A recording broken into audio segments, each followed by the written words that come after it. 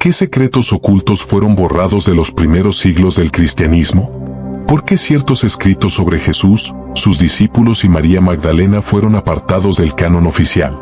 Todos conocemos los evangelios de Mateo, Marcos, Lucas y Juan, pero existen otros relatos, silenciados por siglos, conocidos como los evangelios apócrifos. Textos que desafían lo establecido, que muestran una faceta más íntima, más humana y a veces más mística de la figura de Cristo.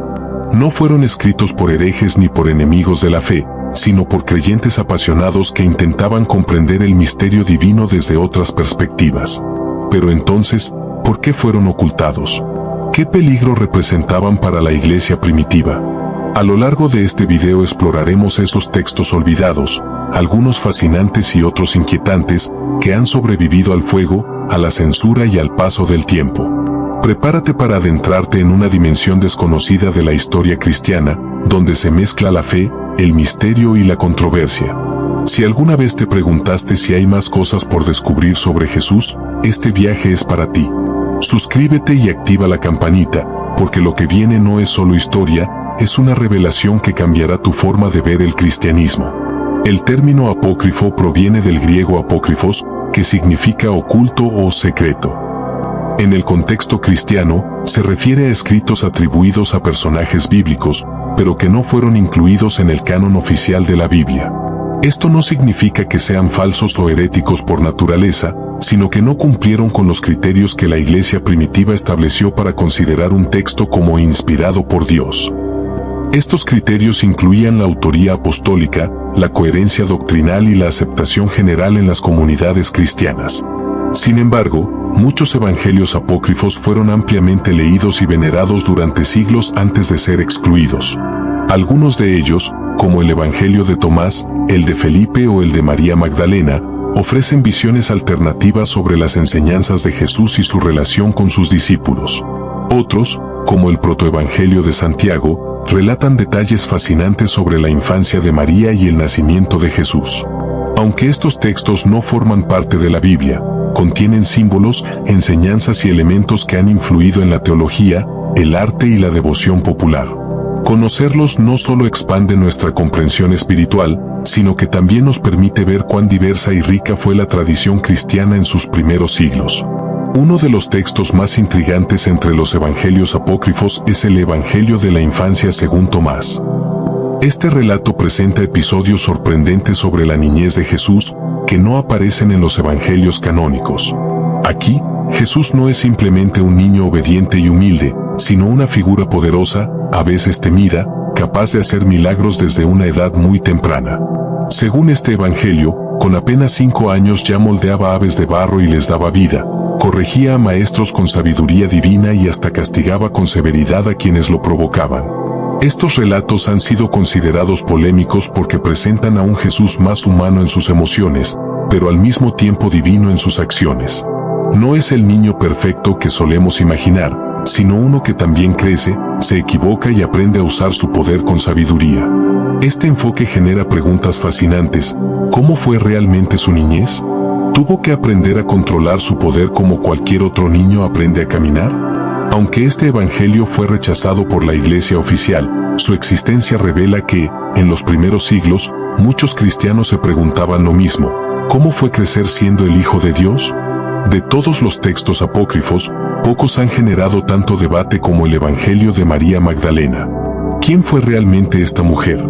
¿Una simple seguidora? ¿Una pecadora redimida? ¿O quizás algo mucho más profundo?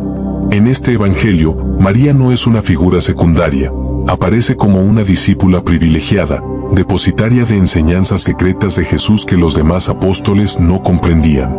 Pedro, incluso, cuestiona su autoridad, diciendo: ¿es posible que el Salvador haya hablado con una mujer en secreto y no abiertamente con nosotros? Esta escena no solo refleja tensiones dentro del grupo apostólico, sino que también plantea una pregunta inquietante: ¿fue el liderazgo espiritual de las mujeres silenciado desde el inicio del cristianismo? El texto no muestra a María como amante o esposa, como muchas teorías modernas postulan, sino como una líder espiritual cuya sabiduría era reconocida por algunos y rechazada por otros. Su evangelio ofrece una visión interior de la fe basada en el conocimiento del alma y la superación del miedo, más que en reglas externas. Esta perspectiva profunda e introspectiva fue considerada peligrosa por algunos sectores de la Iglesia, lo que quizás explique por qué su texto fue condenado al olvido, hasta ahora. Imagina que todo lo que creía sobre Judas Iscariote estuviera equivocado. Que su traición no fuera un acto de codicia, sino parte de un plan divino. Eso es lo que plantea el polémico Evangelio de Judas, un texto descubierto en una cueva egipcia y traducido apenas en las últimas décadas. En él, Judas no aparece como el villano supremo, sino como el único discípulo que realmente entendió a Jesús. Según este Evangelio, fue el propio Jesús quien le pidió a Judas que lo entregara, sabiendo que su muerte era necesaria para liberar su espíritu del cuerpo. Esta visión, profundamente gnóstica, rompe con la narrativa tradicional, presentando a Judas no como traidor, sino como instrumento de un destino trascendente. Tal interpretación causó una tormenta entre teólogos y creyentes. ¿Y si Judas no cayó, sino que obedeció? ¿Qué implicaciones tendría eso para la doctrina cristiana del bien, el mal y el perdón? Aunque la Iglesia rechaza este texto como herético, su existencia demuestra que, en los primeros siglos, las comunidades cristianas luchaban por entender los misterios del sacrificio y la traición. El Evangelio de Judas no busca justificar, sino cuestionar. Y en esa provocación, se abre una nueva dimensión del drama cristiano. La Biblia oficial apenas ofrece detalles sobre los orígenes de María, la madre de Jesús. Pero en el protoevangelio de Santiago, uno de los evangelios apócrifos más antiguos, se abre una ventana fascinante a su niñez, su vida en el templo y el misterio de la concepción virginal. Según este texto, María fue entregada al templo a los 3 años y vivió allí bajo una especie de consagración especial, alimentada por ángeles y destinada desde siempre a un propósito divino. Su pureza no es solo física, sino espiritual, siendo presentada casi como una figura sacerdotal femenina. Cuando llega el momento del anuncio del ángel Gabriel, María no es una niña ingenua, sino una mujer fuerte, preparada para una misión sobrenatural. Este evangelio también ofrece detalles sobre Joaquín y Ana, sus padres, y las circunstancias milagrosas de su concepción, similares a las de Sara o Isabel. El texto eleva a María no solo como madre, sino como eje profético de la redención. Aunque no es parte del canon, su influencia es evidente en la tradición mariana de Oriente y Occidente. Nos muestra que, para muchos cristianos primitivos, la historia de la salvación no empieza en Belén, sino mucho antes.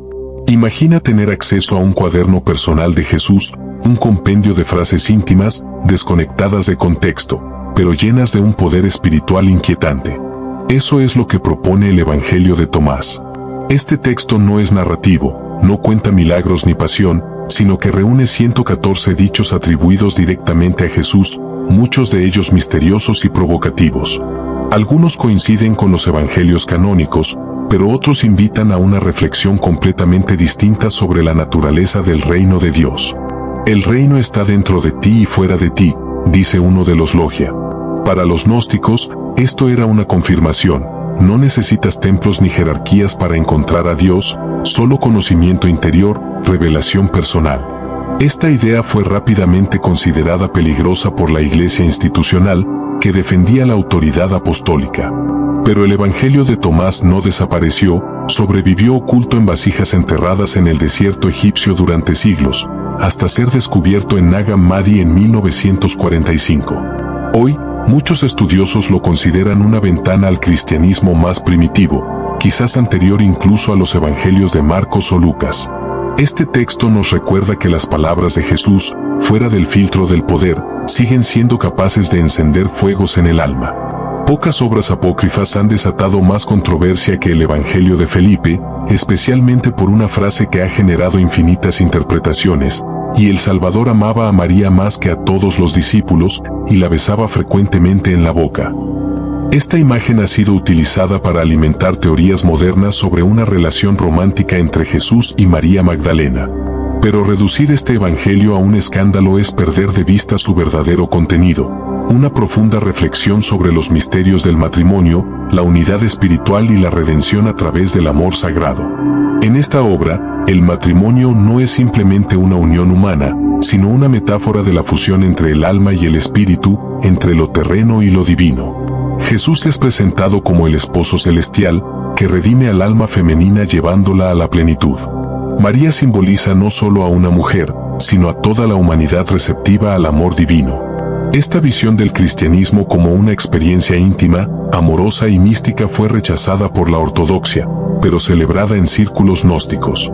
El Evangelio de Felipe es un canto poético a la unión sagrada, un llamado a ver en el amor humano un reflejo de lo eterno, algo mucho más profundo que escándalo o deseo. ¿Qué tipo de niño fue Jesús? ¿Era consciente de su divinidad? ¿Realizaba milagros antes de predicar? Estas preguntas, ausentes en los evangelios canónicos, encontraron respuesta en textos apócrifos como el Evangelio de la infancia de Tomás. En este escrito, Jesús aparece como un niño poderoso, pero también impulsivo, incluso temido por quienes lo rodeaban. En una escena impactante, moldea pajaritos de barro y les da vida con un soplo. En otra, maldice a un niño que lo empuja, y éste cae muerto. Aunque más adelante lo revive, estas acciones han desconcertado a generaciones de lectores. ¿Era este el mismo Jesús de amor y perdón que conocemos en los evangelios oficiales?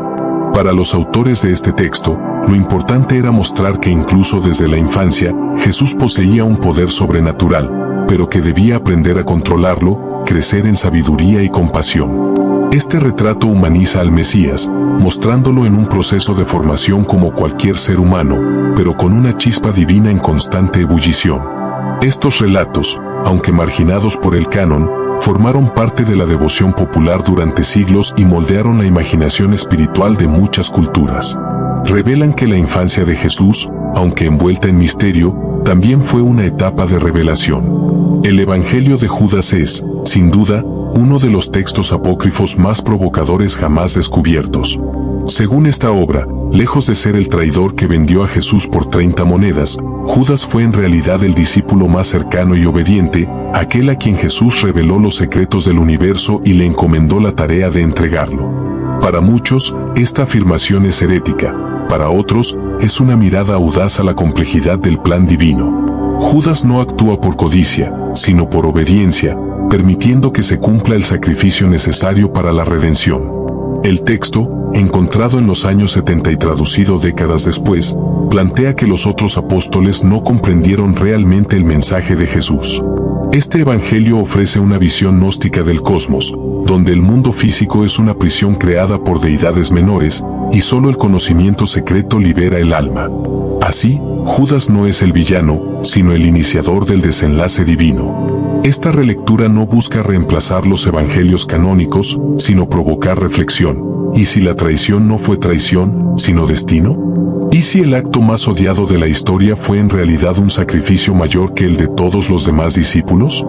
El Evangelio de María Magdalena ofrece una mirada revolucionaria al papel de la mujer en los primeros tiempos del cristianismo. En este texto, María no solo es una seguidora más, sino una líder espiritual, portadora de revelaciones que los otros discípulos no alcanzan a comprender.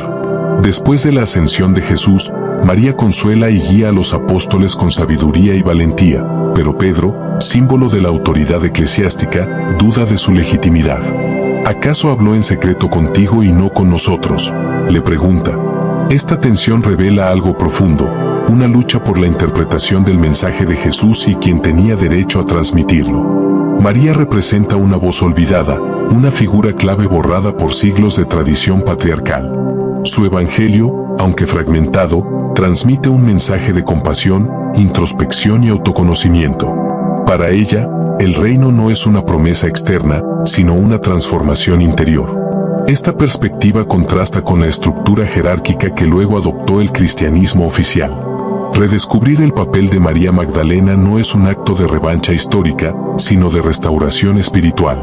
Su figura nos invita a reconsiderar cuántas verdades han sido silenciadas, y como la fe, para ser completa, necesita escuchar también las voces que la historia quiso enterrar. ¿Por qué estos evangelios fueron rechazados, ocultos o condenados? La respuesta no es solo teológica, sino también política y cultural.